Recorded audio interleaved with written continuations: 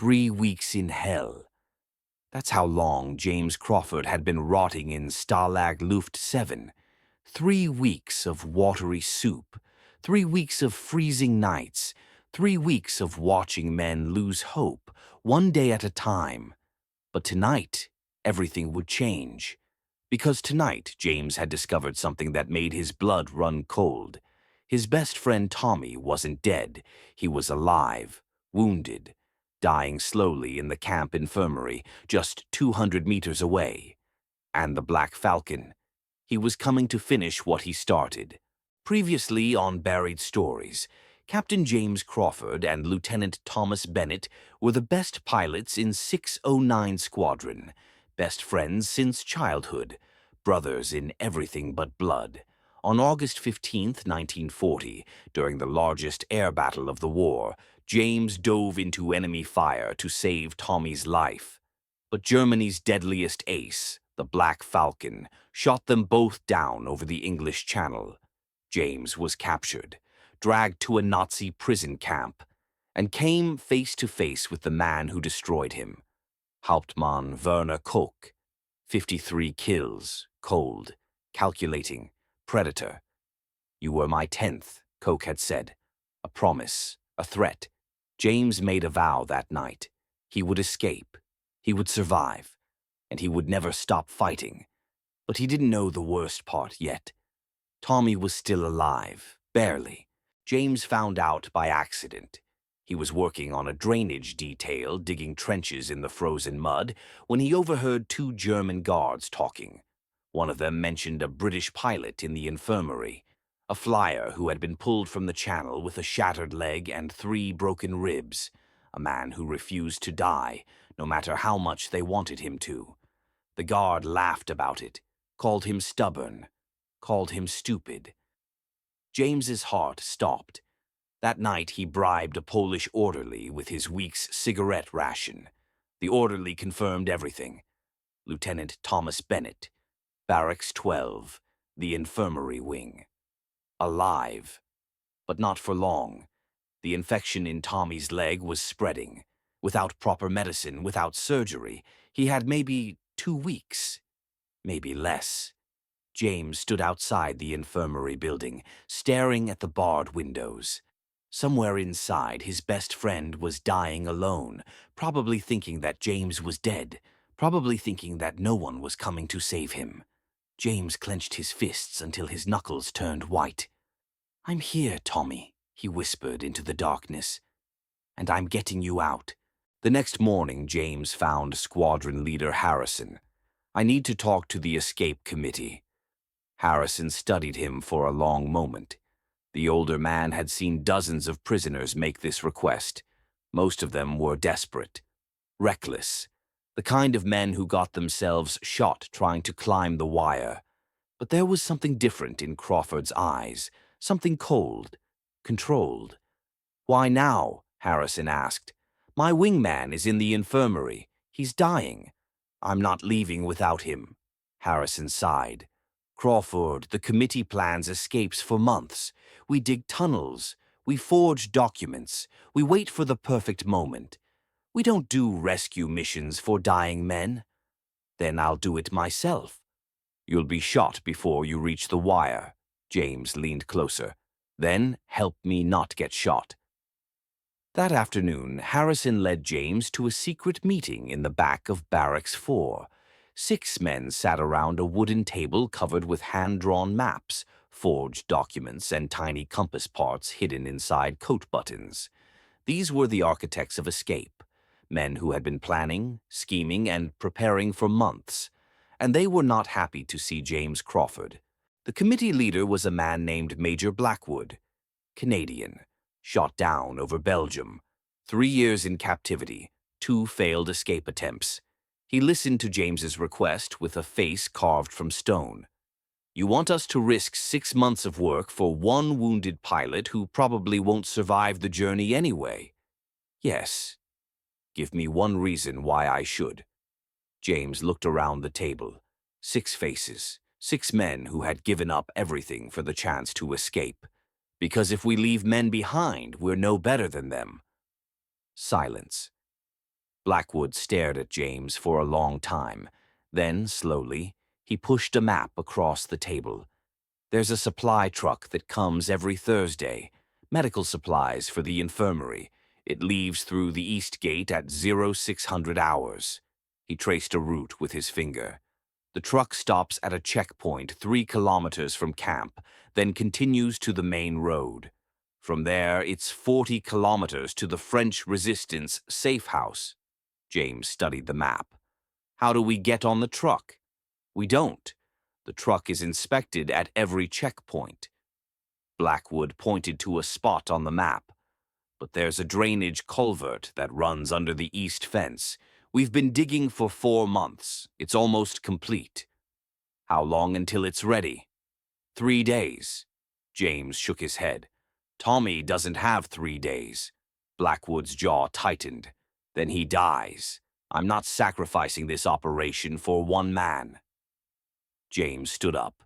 His chair scraped against the wooden floor. Then I'll find another way. He was almost at the door when Blackwood's voice stopped him. Crawford.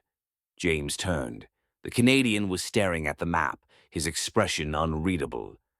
2 days. We can finish in 2 days. But if anything goes wrong, if you compromise this tunnel in any way, I will kill you myself. James nodded. 2 days. The next morning, the camp descended into chaos. SS vehicles rolled through the gates. Guards doubled their patrols. Prisoners were ordered to their barracks and forbidden to leave. And then Werner Koch walked into the camp. He wasn't supposed to be here. Fighter races didn't interrogate prisoners. They flew, they killed, they collected medals. But Koch had requested this assignment personally. James watched from his barracks window as Koch strode across the courtyard, his boots clicking on the frozen ground. The Black Falcon moved like he owned the world, and in this camp, behind these walls, he did. Koch stopped in the center of the courtyard and looked directly at Barracks 7, at James's window. He smiled. That afternoon, the guards came for James. The interrogation room was small, cold.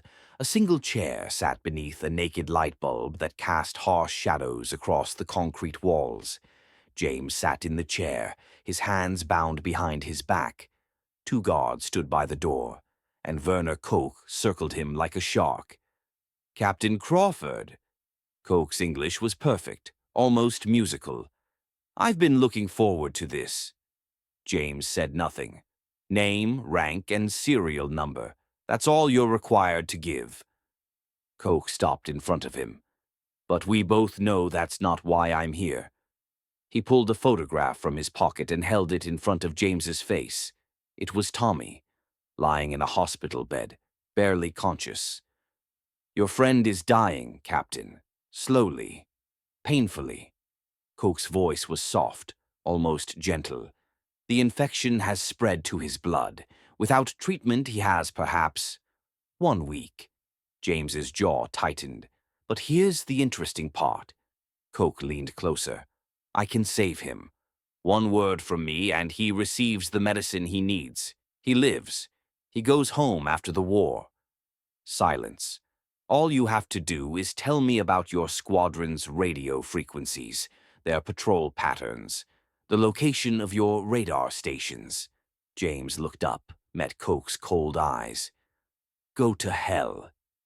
Koch's smile didn't waver. I was hoping you'd say that. He nodded to the guards. The beating lasted 2 hours. That night, James crawled back to his barracks, his ribs screaming, his face swollen and bloody. Harrison was waiting for him. Jesus Christ, Crawford, you need to see a medic. No. James pulled himself onto his bunk. I need to see Blackwood, tonight. You can barely walk. Then carry me. At midnight, James descended into the tunnel. It was narrow, dark.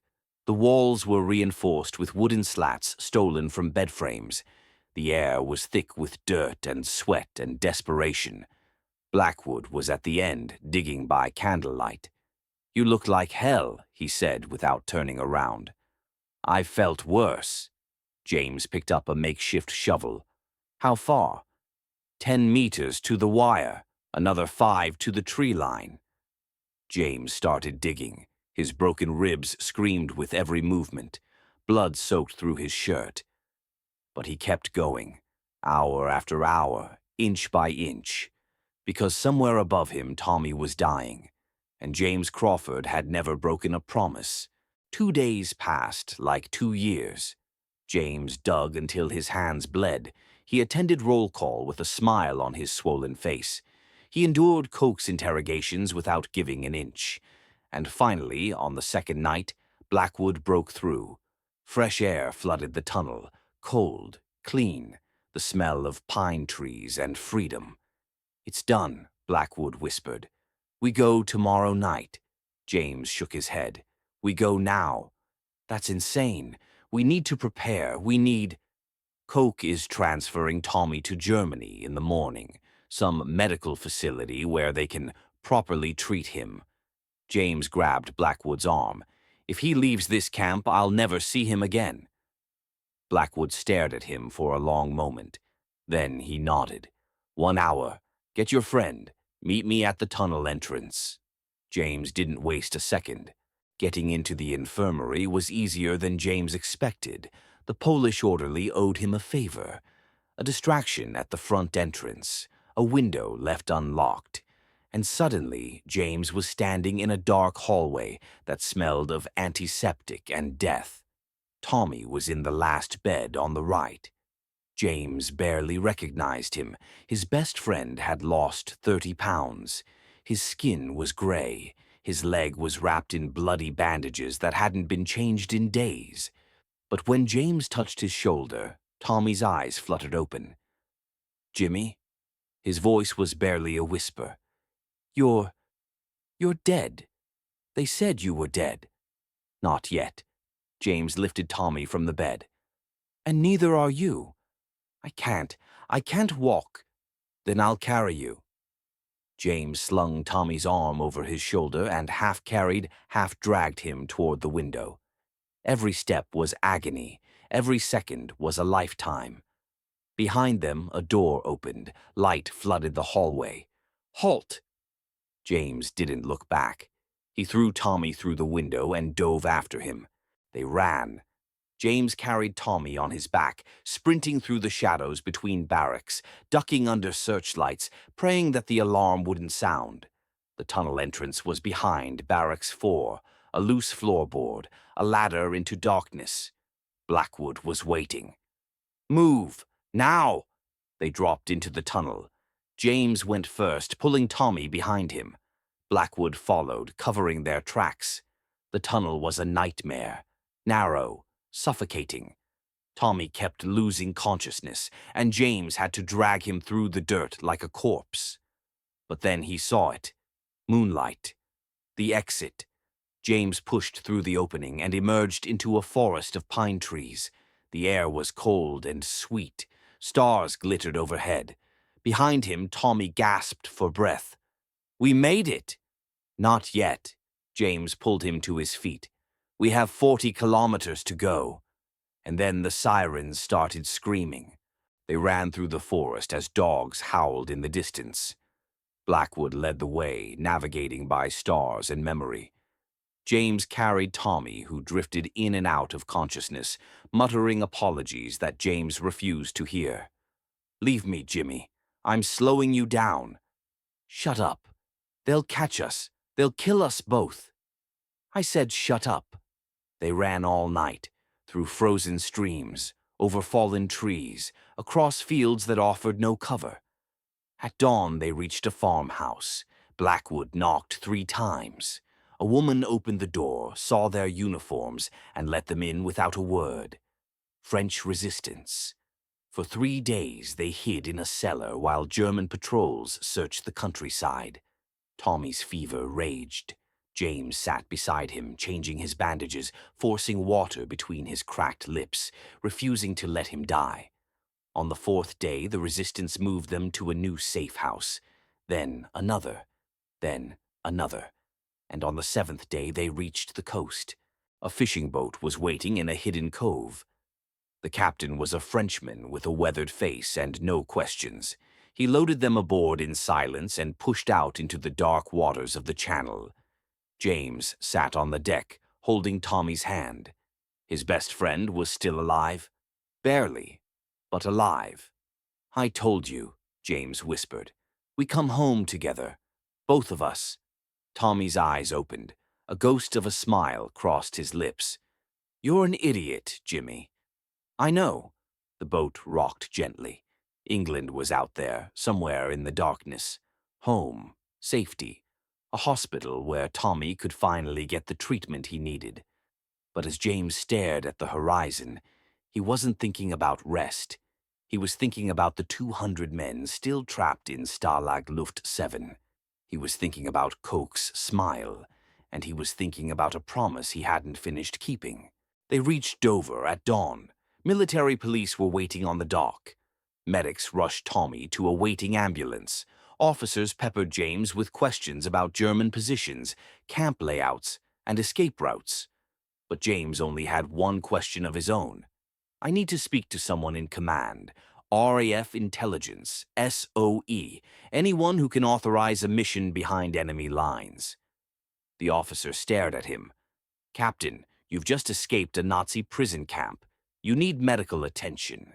Debriefing. Rest." James grabbed the man's collar. "There are 200 men in that camp. 200 pilots, navigators, and gunners who are counting the days until someone comes for them." His voice was steady, cold. "I promised them I would come back, and I intend to keep that promise." The officer swallowed. I'll see what I can do." That night, James sat beside Tommy's hospital bed. His friend was stable now. The doctors said he would live. He would probably never fly again, but he would live. Tommy's eyes opened. "You're going back, aren't you?" James didn't answer. "Jimmy, you got out. You saved me. It's over." "It's not over." James stood. "Not until they're all free." Tommy reached out and grabbed his wrist. "Then promise me something. Anything.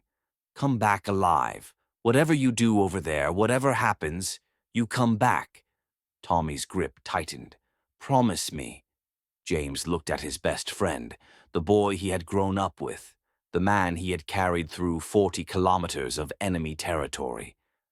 "I promise." He walked out of the hospital and into the cold English dawn. Behind him, Tommy whispered to the empty room. Liar. James Crawford had escaped the impossible. He had been shot down by Germany's deadliest ace, captured, tortured, hunted, and he had walked out of hell with his best friend on his back. But escape wasn't enough. 200 men were still trapped behind that barbed wire. 200 men who had watched James disappear into a tunnel and dared to hope that someone, somewhere, would remember them. James remembered. And Werner Koch, the Black Falcon, was about to learn what happens when prey becomes hunter. James Crawford escaped a Nazi prison camp, but his war isn't over. In the finale, James returns to occupied France with a team of commandos. The rescue mission begins, and the Black Falcon faces his greatest enemy one last time.